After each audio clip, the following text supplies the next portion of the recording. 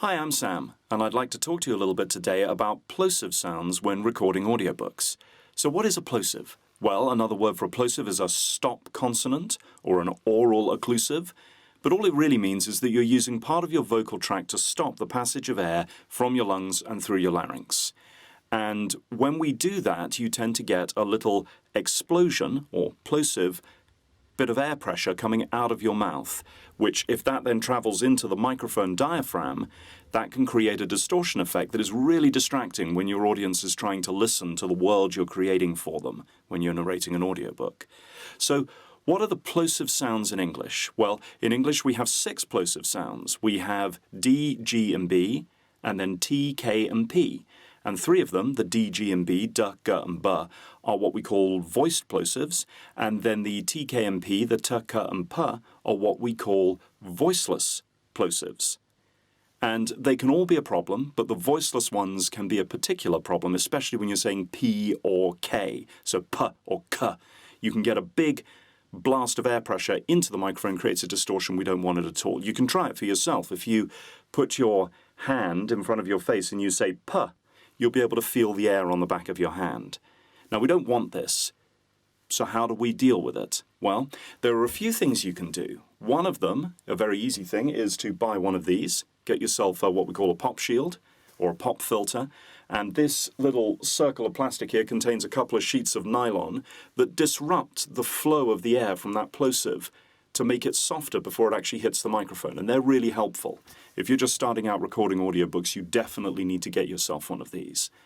But there are some other things we can do as well. Sometimes when you're narrating, even with the best will in the world, you can't avoid a plosive because you have to deliver it aggressively. So I did an audiobook the other day where I had to say the word pig very, very loudly. I had to say pig.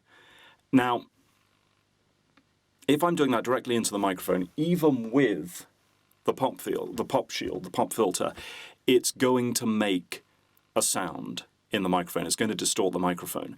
So my first technique to suggest to you is that you can turn your head away from the microphone. Now, you wouldn't want to do this for all of your recording because obviously you'd then not be putting all of the sound and all the dynamics of your voice directly into the microphone capsule. But for just a single sound, like the word pig, it can be very helpful to, instead of going pig straight down the microphone, you're going pig to one side of the microphone.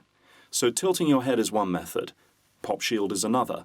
The third, and by far the most important one, if you're serious about getting good at audiobook narration or any kind of voice work in front of a microphone, is breath control.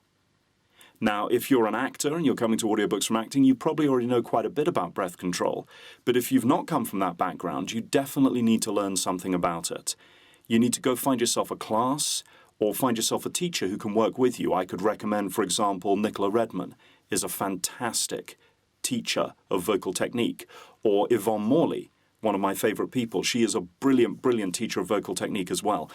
Work with them and work on how you can control your breath, because what's much easier when you're narrating an audiobook is to have enough control over your breath that you're confident that when you hit that P or that K or that T or that B or that G or that D, that you can simply control the amount of breath that is coming out of your mouth when you use whichever part of your vocal tract you're using to stop the sound. You are controlling the amount of breath that's coming out. And you can practice it just simply by going P, P, P, P, P, and trying to experiment with different ways to control that amount of air. Because by putting your hand there, you always know how much is coming out. Of course, the most important P to remember when you're working on your vocal technique is practice. And if you practice, and you have a good pop filter, and you remember that if you need to do something really loud, you can always just turn your head away from the microphone to get that plosive energy going in another direction, then you will avoid having horrible distortion sounds in your microphone, which are going to take your audience right out of what you're doing. So remember, practice, and good luck.